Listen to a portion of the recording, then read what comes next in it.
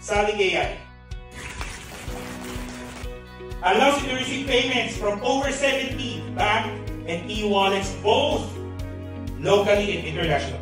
And a CRM, or a customer relations management system, that will take care of all your CRM needs from client sourcing all the way to client onboarding, so that you can focus your time back on the things that really matters the most, whether be it growing your business or spending time with your loved ones.